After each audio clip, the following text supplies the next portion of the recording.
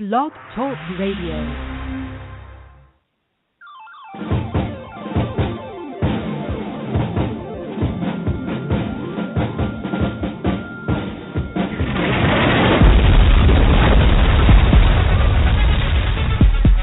Welcome to Politics Done Right. I am your host, Egberto Willies. This is the progressive program that will take the mystery out of politics. This is the program that will encourage you to make sure government becomes we the people. Whether you are liberal, conservative, or otherwise, you get to air your point of view. Remember, you can also send me a tweet to EGBERTOWILLIES, that is, at Egberto Willies. Let us engage. It is politics done right. 1, 2, 3, 4. Well, folks. Welcome to one more edition of Politics Done Right on Coffee Party USA Network. This is going to be an interesting show. Today we're going to be talking about something that many people here at CP have been pretty upset about. Apparently we have a very large, a rather huge following for Bernie Sanders. I think I've got to tell you guys as well, I am in fact a Bernie Sanders supporter as well. And as much as some people may not, for some reason out of the blog post that I made, they didn't think so. They thought it was a hit job, which in effect it was a hit against a hit job that went out there on Borney. And once that hit job was made on Borney, it is in my opinion that we had to do something about it. So this week I wrote a piece. It was titled, Is the Bernie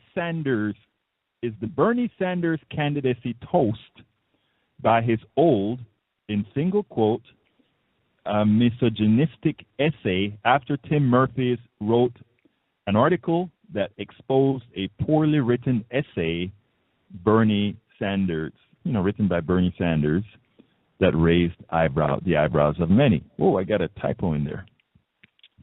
I was slaughtered when the blog post was posted to join the Coffee Party Movement Facebook page. When I say slaughtered, I mean slaughtered. I had a few positive comments, and apparently I got hit so hard on that page that those people who actually got, or many of those who actually got what I was trying to say, instead of posting on the page, sent me direct emails saying, thank you. That's quite interesting. What do you think? I do want you to call in. Of course, the number is 646-925-2495. Again, that number is 646-929-2495. So what do you really think? Do you think I made no sense whatsoever? Do you think it was correct? Do you think it was incorrect? Let me hear from you. But folks, what time it is? It's time for the weekly blog post.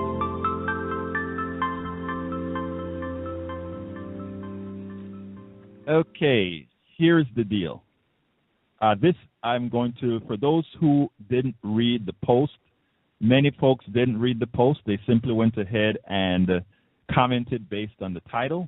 The title was, Is Bernie Sanders candidacy toast by his old, in single quotes, misogynistic essay. Then I put on, Forgiven and exploitative media and political operatives will milk Bernie Sanders' old misogynist essay. In other words, what I'm trying to say is that the essay was dug up.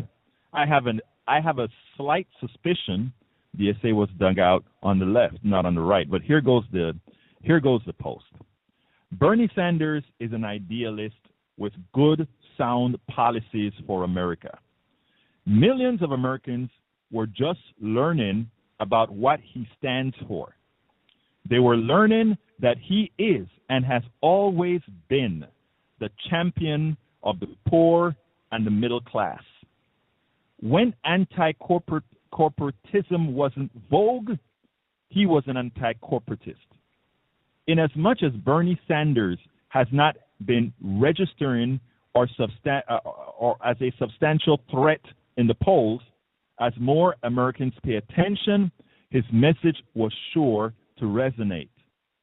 Because Americans are still hurting, and he is best able to encapsulate that pain into policy, he has been advocating for decades. Unfortunately, going forward, his message will go unheard by those who need it most. Why? Because of an essay he wrote decades ago. Tim Murphy published the article, How Bernie Sanders Learned to Be a Real Politician, in Mother Jones a few days ago. The article included an image of a rather misogynistic essay written by Bernie Sanders in 1972 for the alternative newspaper Vermont Freeman. The content of the essay was not mentioned in the article. This was clearly a hit job from the centrist, read, corporatist side of the Democratic Party. That is how I preface the first part of the post. I then showed the picture that was posted on Mother Jones, and the remainder of the blog goes as follows. The reality is that inasmuch as this was a soft hit job, it is important. Had Bernie Sanders become the nominee, this would have been milked for all that it's worth. For those of us who are liberal, it means nothing because we understand satire. We understand what he was attempting to do. Now, granted, it was a lousy piece of writing, but hey, continuing. It is not an overreaction. It is not an overreaction to state that this essay pretty much makes the Bernie Sanders candidacy toast. When I say that, I'm not only talking about his primary candidacy. Let's say he got out of the primary. Going into the general, there's much that would be done with just using words. And Americans are not a folk that go with more than a whole little bit of sound bites and a narrative that comes across. That's why, in as much as Obamacare is helping everybody, we still have that side narrative about it, killing folk and killing your mama, grandma, all that kind of stuff, even from people who are being helped by it. Narrative is everything. And if you lose the narrative, you're going to lose the battle, in my humble opinion. Again, continuing with the blog post, is not an overreaction to state that this essay pretty much makes the Bernie Sanders candidacy toast, in my opinion. It is not only for the essay, but other things.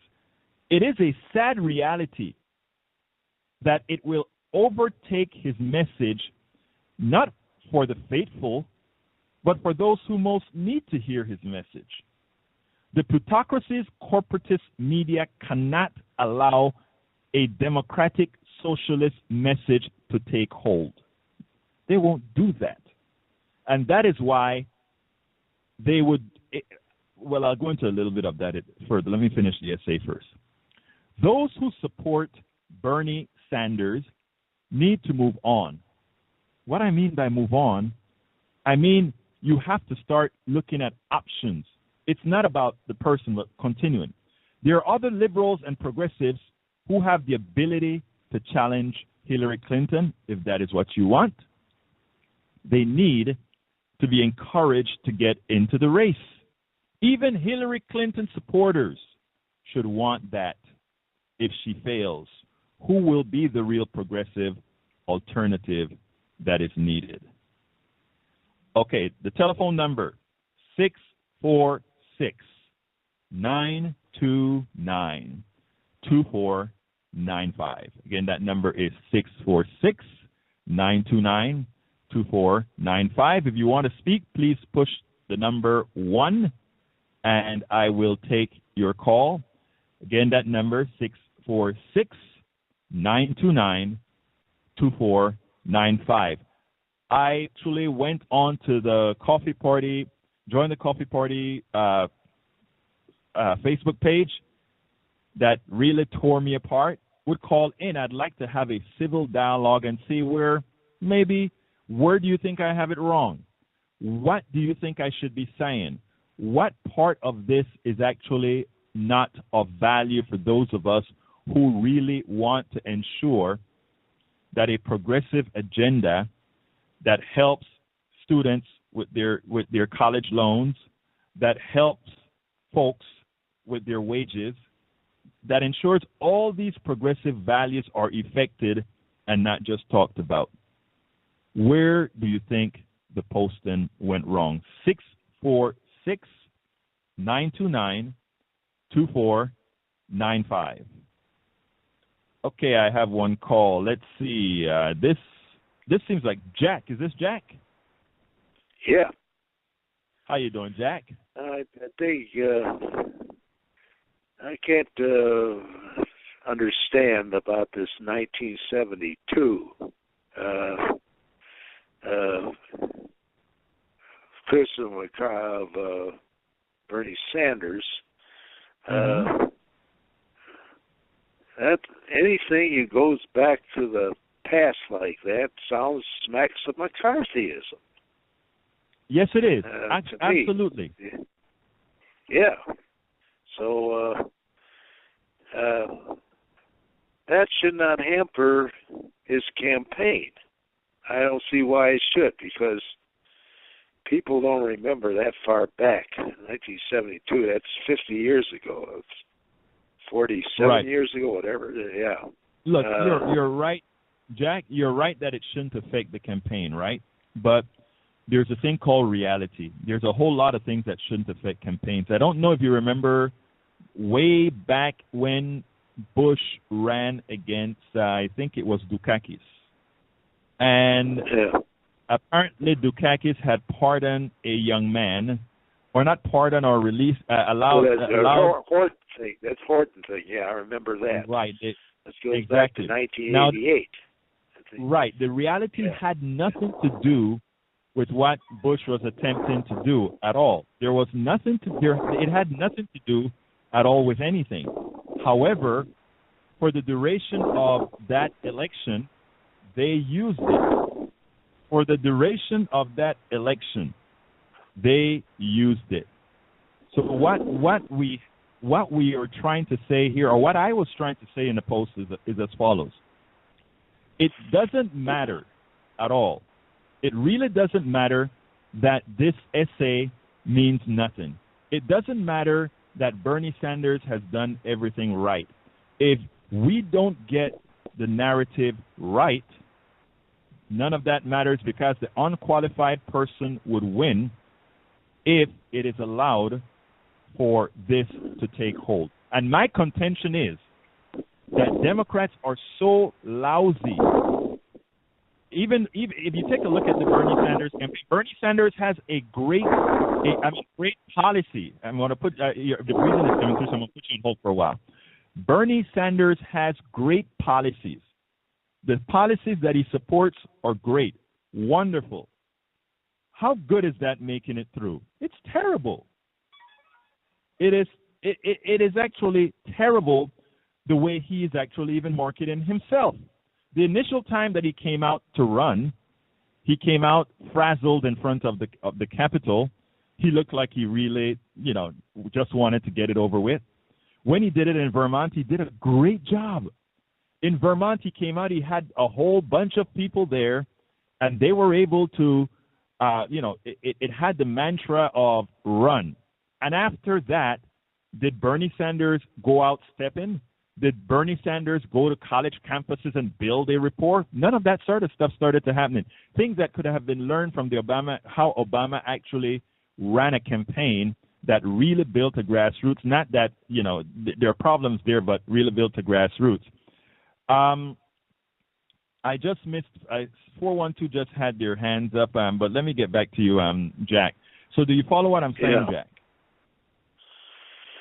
Yeah, I don't. The thing I may fault him with is he wasn't specific enough. What's he going to do about reforming the tax code? Now, I have ideas like that. For example, it should be 4 layers up to $250,000. Right, you're talking about the maximum hold on, stuff hold on like a second, that. Jack. Yes. 412, you had your hands up, and I think you fell off. If you want to speak, please go ahead and put your hands back up, and I'll take you after I'm done with Jack. Yes, Jack. Bernie wasn't very specific, but in the type of speech that Bernie was given, his intent wasn't to be specific. But I tell you what, he actually gave a much better direction than O'Malley gave this morning. You know, Martin O'Malley went ahead and he announced O'Malley's speech. Yeah, right. I listened to O'Malley's speech, and really not that impressed because he was for this stop and frisk in Baltimore. What he did in Baltimore as mayor was not exactly that kosher with the cop. I think he was listening to the police union, more or less. Well, all mayors of these big cities, don't let them fool you. They all give deference to the police. Even here in Houston, if you take a look at how the police operate, they get the deference from the mayors, and it has always been that way. But I want to stick on Bernie Sanders, and I wish more people from Join the Coffee Party movement page that slaughtered me would call in so that we can have a conversation as far as exactly what really bothered them about what was in the article. Because I'll be honest with you, I reread the article and I tried to put out there what I was actually trying to say. But here's an issue that I have, a real issue that I have with a lot of us in the liberal domain, and maybe not only in the liberal domain, but here's the problem. We so get attached to individual candidates. And what I'm trying to put out there in the ethos is that we should never attach ourselves to candidates.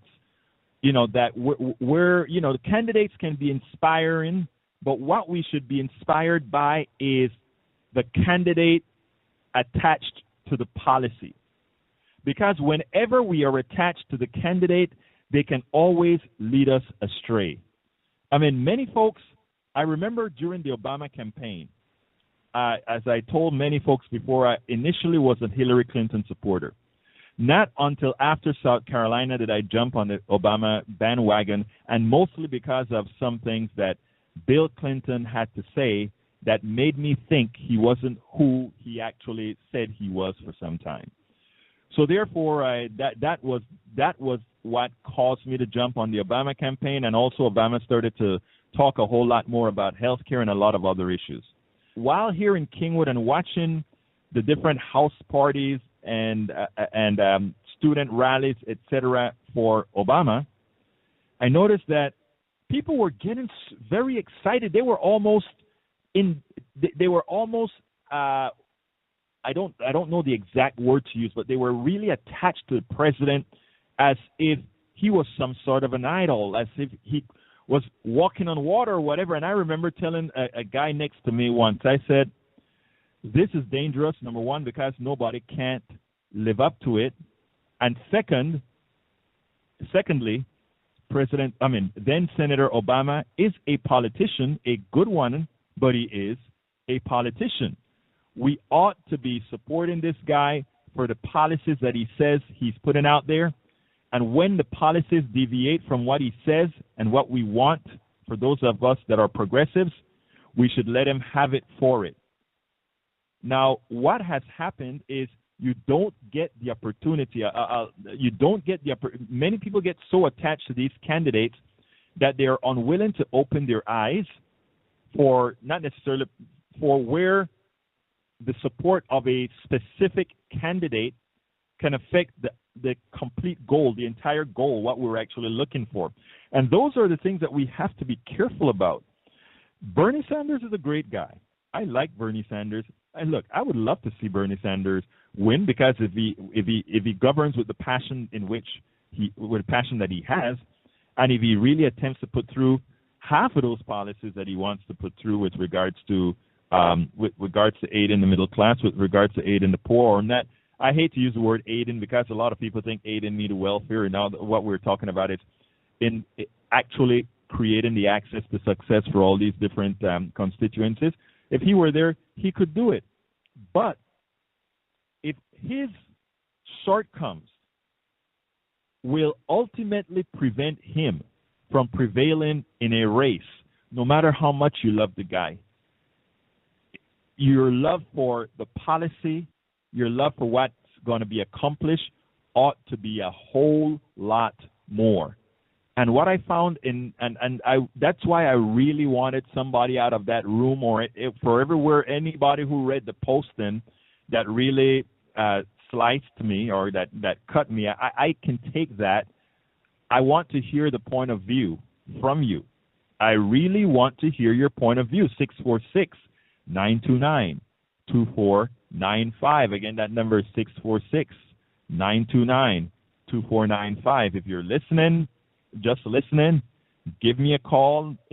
We have pleasant conversations here where we can discuss why is it that you think it is wrong for a devout progressive, a devout liberal, to try to articulate problems because of a dug-up essay, in as much as it's old, in as much as it's really not quote-unquote misogynistic, but will be portrayed that way.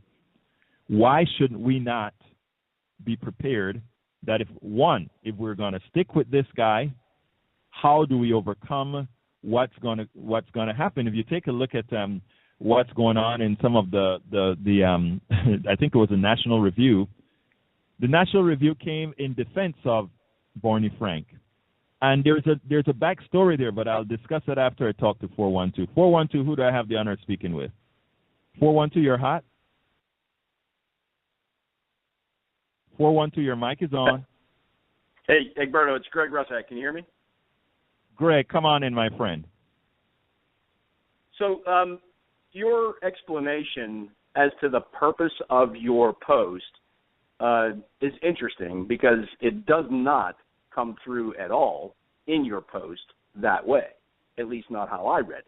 And I suspect that's not how most people who read it either. You make it very clear in your post, and you say it unequivocally. It is not an overreaction to state that this essay, meaning Bernie's, pretty much makes the Bernie Sanders candidacy toast, period. You're not making a comment about what others will say or do about it. You are making your own judgment about it, and I think you're being disingenuous in the way you're trying to frame it now. Oh, wait, hold on. I am not being disingenuous at all because I'm still saying I think his candidacy is toast. I'm not going back against that, Greg. So I'm not being disingenuous. I think Bernie Sanders' prospects because of this one particular item and others, but this one specifically is going to make it toast. I tell you something. If you doubt me, if you doubt what I'm saying, you take a look at all the other types of races that you have and see how they were actually brought down. Okay, again, as I say, and what I try to get across to people is I am a Bernie Sanders supporter. Not only that, his policies as well. But there is a time where we have to, in my humble opinion, and that's why I said I'm glad that you're calling, Greg, because I want to be refuted. I have no problem with that. But my thing is we have to be careful with attachments to candidates as opposed to attachment to policy. That's all I'm saying. Okay, so that, again, I'm going to submit to you that you may have intended that blog post to say that, but that's not how I read it, and I suspect all of your critics did never, ever come away having concluded that either. That's not what post said. Okay, that post that you put out says to me, and again, this is just my reading of it, right. Frankly, Egberto, it read like you were undertaking the same kind of sensationalist journalism that goes on in mainstream media that we constantly rail about. You decided to take a 40-year-old rambling stream of consciousness that doesn't mean crap, turn it into something you called misogynistic, and put it in the headline so that you could create a sensation around this blog post. That's what it looks like to me. And I suspect that's what it looks like to a lot of your critics.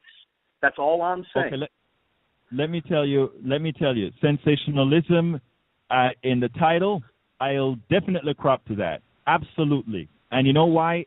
Because of the following. I wanted people to read that post. So if I put a post out there, and Greg, I think I've said this many times to others that have listened to what I say. I mean, look, I'm honest and with the things that I'm saying 100%. I don't have anything to hide as far as what my purpose is. Do we make headlines somewhat sensational to get to the core? Yes. Why? Because we're in a fight for eyeballs. That's the reality of the Internet. We're in the fight for eyeballs. You know what other Bernie Sanders posts will get? A lot of Bernie Sanders posts that are in the same, if it weren't in the same realm of sensationalism, would not have gotten the preamble that I placed on my blog post. In other words, I brought the reader in, including some of the soft readers in. And what did I do? What was the first set of paragraphs that I had within the post, Mr. Russack? Take a look at it. The first, and I must say that, and here's what gives me a whole lot of problems sometimes with our base. When I say base, I'm talking liberal base, not Coffee Party base, but liberal base. A lot of times we immediately react without, once somebody goes against your initial tenet, we immediately react and never give the benefit of the doubt. It's amazing because my first paragraph in that post says the following, and it's been like this from the time it was posted. Bernie Sanders is an idealist with good, sound policies for America. Millions of Americans were just learning about what he stands for. They were learning that he is and has always been the champion of the poor and the middle class. When anti-corporatism wasn't vogue, he was an anti-corporatist. That's in the first paragraph. That's how the article starts. Second paragraph.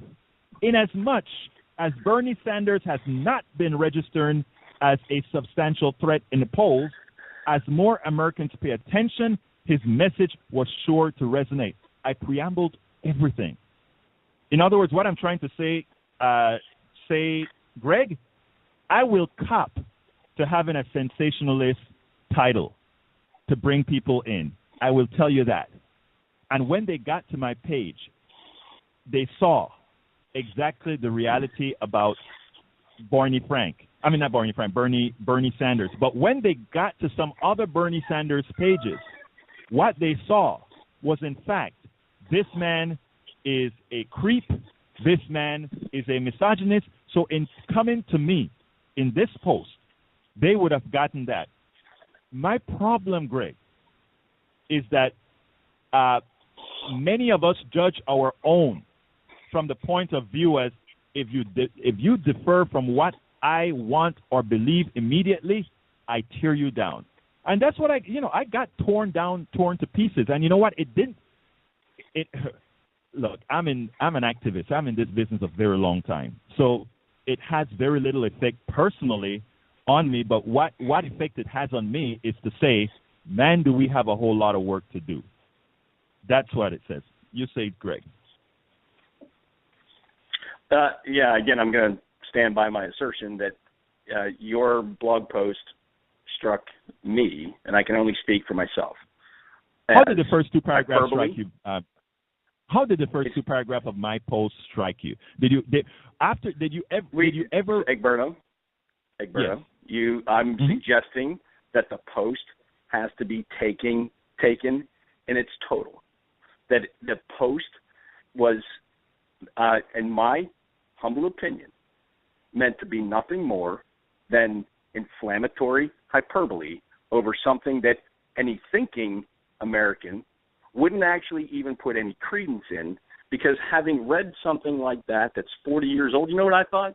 Bernie might have been smoking a little when he wrote that, and that'd be perfectly fine having a president like that in the White House. I mean, think about it. That rambling stream of consciousness was not misogynistic, and so you are guilty of at least a misread, if not outright hyperbole, in my opinion. That's my opinion. Okay. That's how I read this.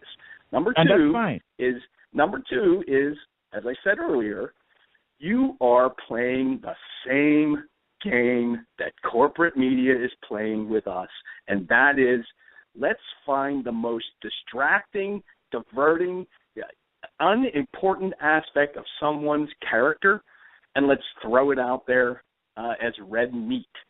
Now, I don't have a problem criticizing any politician, and I don't have a problem criticizing Bernie Sanders on matters of policy, but this connection to a 40-year-old essay is laughable. It's silly. It's immature from a political standpoint. Greg, and this is where I'd like you to step back for a second, okay? And the reason I'm asking you to step back is and this is important, because I think it's where dialogue often fails, okay? Your contention was that I was being sensationalist. I cropped to that, okay? I also gave a reason why I did that, okay? So far we're in part. And However, I understand your reason now that you've explained it. Okay. Okay, but it did not come through in the post that way. Okay, but I cropped to that, and the reason why is, but Greg, I think I've told you something to that effect before when we've spoken eyeballs and that kind of stuff, and when you go to the next step and you say, I was following a lot of what the corporatist media is doing. You know what, Greg? I also have to crop to that, but let me tell you why I have to crop to that, and it goes as follows. I do a lot of testing with these sites to see how to get coverage. And this I'm telling to all our liberal base and all the bloggers that are out there because it is important. You can be the most sincere, the nicest person, and the best blogger with the most intense piece of work out there. However, if you can't get somebody to see that, and you know what the big media has perfected? The big media has perfected how to change the conversation and get others to see it. What I want to do, personally with my blog, is get the people to see these things, but be the person directing the narrative. And this is the part that grabbed me about what a whole lot of folks had to say, because in as much you read it, but most of the people evidently didn't. A lot of people didn't actually read the post, and I can tell that they didn't read the post. But yes, right.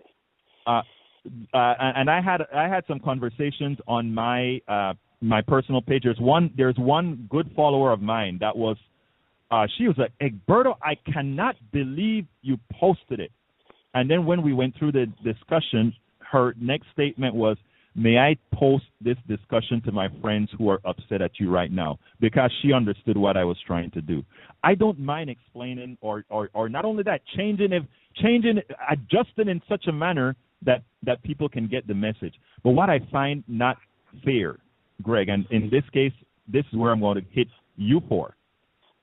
I don't think it is fair however you say that word, fair, for you to immediately judge from a negative standpoint what one person is trying to do. I am learning to try not to do that.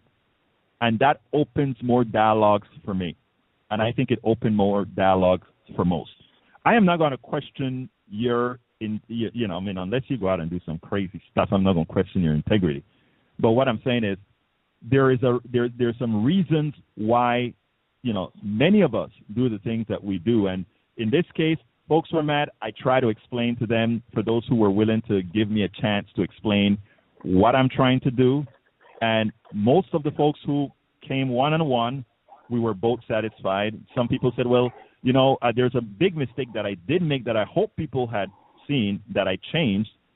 And when I placed misogynistic in my title, it was supposed to have the single quotes. It had it in the other part, but it didn't have it in the title, and that I had to fix. That I went ahead to the folks and apologized for it, because it wasn't me saying the thing was misogynistic. It was a quoted statement that I wanted to put there. Go ahead, Greg. I get all that. I get all that from what you're explaining now to be your intent. But in looking at the post and looking at it again, having it in front of me right now, your ending paragraph starts with the sentence, those who support Bernie Sanders need to move on. Now, yes. Again, you're entitled to your opinion. You're entitled to yes. Your ideas around where yes. people should go now. That's fine. I don't have a problem with that. But don't pretend that this is some sort of a blog article that is an indictment of what others are going to do. You're doing it. You're taking a meaningless essay from 40 years ago and turning it into something that it's not. No, look, I know it is not, but let me tell you what it will be. Put it this way. Bernie Frank, let's say Bernie Frank wins the Democratic nomination. Let's say that, and Bernie Sanders wins the nomination. I wouldn't mind if Barney right? Frank ran. That would be fine. If Barney Frank ran for president, I'd like that too. But yeah, go ahead. Did you see the post I wrote about Barney Frank this morning? I saw it, but I haven't read it. Okay, yeah. Anyhow, Bernie Sanders, if he got in, the problem is this: the left has proven itself inept at these things. We can actually get an adulterer without a problem as a Republican to be elected, but we can't do that with a Democrat, because somehow we are inept at narrative. And Bernie Sanders, with the first paragraph in that essay, in as much as it meant absolutely nothing, I can see exactly how it's going to be exploited. And it means nothing. You're correct. It means nothing. But unfortunately, and I try to tell a whole lot of liberals out there, tell a whole lot of red people that are very much red out there, that you matter so little and I'm talking about myself as well, matter so little in the ultimate, in what's going to occur. We matter so little because it's the masses out there. And Greg, this isn't something you and I haven't spoken about before, how the masses are and how difficult it is to work with the masses. Do you see what I'm saying? So nothing you're saying now can be refuted. Those are true statements. I think where you got into trouble with this post was, number one, your approach to it, and number two, your lack of success in framing it as some sort of an indictment on what others will do, when in fact what you called for in the post is for all of Bernie's followers to now move on. That's you are essentially making a case almost that some people might accuse you of being kind of a Hillary supporter in doing, trying to. I was accused of that. What's that? I was accused of that. I was accused of being a Republican plant. I got a text message that said, "Hey, Egberto, did you know you're a Republican plant?" The next comment was, "They sure don't know you." I'm sure you were accused of lots of things, even more unkind than that. And yes, definitely. I don't disagree. In fact, it's been a complaint of mine about liberals my entire life, is that liberals, for the most part, tend to be cowards and sheep. And I say that as a devout liberal. People who know me know that I don't have any problem getting into a discussion, getting into a debate, taking a strong position. And I'm sure part of the reason why you've been pilloried the way you have is because you took a position that anybody reading this post would come away thinking, and that is, we should be giving up on Bernie Sanders over some BS that's 40 years old. That's where I think you made a mistake. All right, and I'll talk about that a little bit more, but I don't know that we're going to ever agree on that particular point because, Right. but I'm keeping you hot. I want to bring in 404. 404, who do I have the honor of speaking with? Bobby Rodrigo. Good afternoon, gentlemen. Bobby, how you doing, my brother? I'm good. I happen to have an opportunity to chime in while I'm driving. As you know, I'm one of the persons that texted you some of the negative comments that were being posted in various places because I had some fun telling you about that. I thought it was quite interesting. But real quick, I think you wanted to rub salt. Actually, Bobby, I think you wanted to rub some salt in the wound. Both you and Greg wanted to make sure I got the salt in the wound, man. Go ahead. Wouldn't be fun if it wouldn't be fun if it wasn't fun, right? So now, to be fair, I have not read the article, but here's what my take on what you're saying is. Please tell me if I'm right. What you were trying to do is you were trying to warn people that this might be used in a way that has been attributed to people thinking you're using it that way. Is that correct? I pretty much said that. If you take a look at what I read, that's what I. So what I'm saying, the reason I wanted to chime in was because you guys were talking doesn't mean anything, and how it might. And my response to that is that it is going to mean something, like you pointed out. If he gets nominated, it's going to mean something even before he gets nominated because of the money in play. But we have to remember, look at the Kerry election as a great example with the Swift boat stuff, right? Which was just so ludicrous. But yeah, I mean, it's one of the reasons why we are where we are now as far as trying to approach things from a factual basis. You can even go to the Ron Paul incident when it comes to the letter, the anti-Semitism thing that was involved years ago. And we can go on with examples of this. And yes, from the left, it's almost like we're watching the left not being able to express how they will be able to defend our country, for example. We're all old enough to remember how the dialogue that was being used in elections was, from the right-left standpoint, was the right were the ones that defended the country and were strong on foreign policy, and the left was, and that was also absurd. But that was the dialect that was going on, or the dialogue rather that was going on. And so I would expect things like this to come out. I posted an article yesterday, for example, about Hillary being sued with a RICO Act civil suit, which is a real thing. It's being done by what I call an election troll by the name of Larry Klayman. I was certainly not trying to validate him, but it is news what he did, and it actually has a factual basis to it. You can make the argument that there's an issue with the email server stuff from many angles. Now, I have to believe that it's less to do about nothing than, when we're talking about Hillary and the State Department, there's been so much lying from all directions anyway. But all those things I believe are going to matter, and they should be pointed out, and they should be warned. I won't comment on how well or not well you may have wrote it because, like I said, I haven't written it. I've just been reading the responses in our messaging area and on some of the posts where I just thought it was interesting that you were being vilified as somebody who was throwing Bernie Sanders under the bus. I think it's kind of hard to do in most subjects.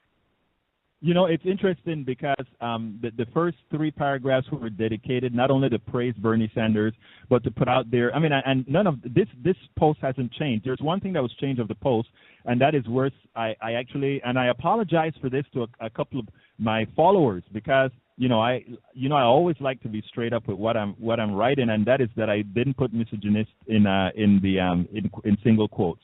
So I did that. And the person said, okay, then, they went ahead and moved on and passed it on to their friends who are also followers who said, we are trying to build community here. But anyhow, the interesting thing about it is I did something similar with Hillary Clinton, okay? And I did this one at the Daily Kos. And I mean, it created, for those supporters, it created a firestorm of no proportion. But what I think it does a lot of times is it leaves us vulnerable because my thing with Hillary Clinton was similar to that about, it wasn't yet about the mail, the mail server or anything like that. That's going to be an issue, not because it should be an issue, but just because they will make it an issue. Because you know as much as, first of all, I'm an engineer, a software engineer, and a mechanical engineer. Let me tell you something. None of Hillary Clinton's emails are solely on her server. It is all over the place on many other servers right now. Okay? So it's a lie. The big lie is that somehow she deleted emails and they're forever gone. No email is forever gone, even if it's on your server. Once you've sent it to somebody, it is all over the place. That is the reason why I'm careful with what I write. Now, secondly, what I really hit Hillary about was her affiliation with the banking system, and also with the she actually made a comment where she actually said that we were against, or rather that people should leave, were too hard on the banks. And I wrote about that from an Atlantic story and from a couple of other stories that I wrote it.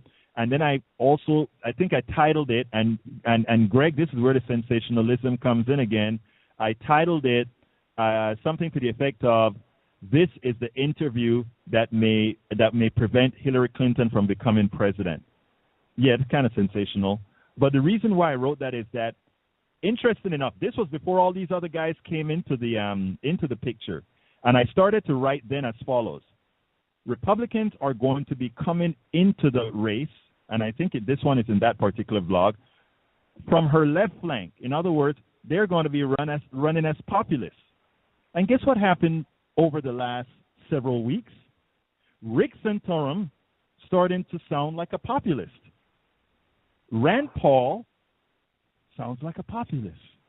All these candidates now are actually starting to be, from a economic point of view, on the left of Mrs. Clinton. And we know what's going to happen there when the primaries start anyway. Everybody's going to go to their base just to make sure that they win. We know what happened during the last presidential primary. They went to the base, and Romney was not the conservative that the others were, as we know. But there's a dynamic change here, Bobby. There's a dynamic change a lot of people aren't looking at, and this is the other point that I wanted to make, right? We always talk about people voting against their own interests, right? How long or when will they stop doing that? And my personal opinion is that they're starting to not be. That has started to change. I wrote another article a few weeks ago about America. For the first time in American history since they started doing these polls at Gallup, the amount of people who identify themselves. We know identifying is different than being. We know most people are, in fact, liberals, but they don't identify as such. If you look at the policies they want, they are liberals, but they don't identify as such. For the first time in the history of the poll, we are now, the amount of people that are willing to say they're conservatives and the amount of people that are willing to say they're liberals are now equal. And the drop came from the moderates. The drop came from some Republicans because of, from the way they did the polls. What that is telling all of us is that the space is changing. And the last thing you want is for those people, the fall liberals, meaning, let's say, the conservatives that are now becoming populist, to get a hold. So the thing that I'm trying to put out there is like, look, we can't really be talking about having corporatists running because we'll get hit from our left flank. And then we cannot allow ourselves to bring the social issues back in because we've won the social issues battle. We don't want to fight that battle again with some other side issues that make no sense. So, I think what I was trying to do, maybe I failed, what I was trying to do is to be strategic. And I think Greg says, well, Egberta, down below, the last statement that you made was move on. Okay? Personally, yeah, that's how I feel. Move on.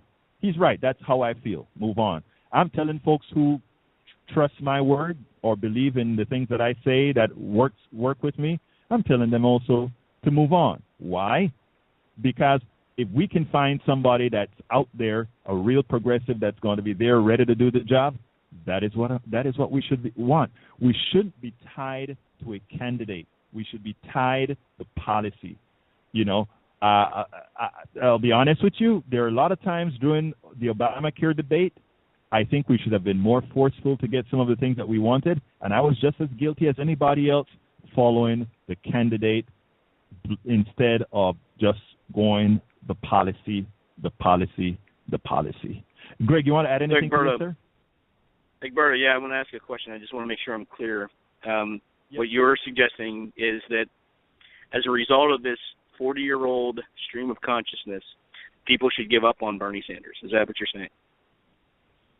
It's a little bit more nuanced than that. And the reason why I'm saying it's a little bit more nuanced than that is because none of us are infallible, and I could be dead wrong. But I don't think I am, but I could be dead wrong. And my thing is, for those who envision it the way that I see it, yeah, we should try to drag somebody. I'm going to Netroots next month, or rather in July.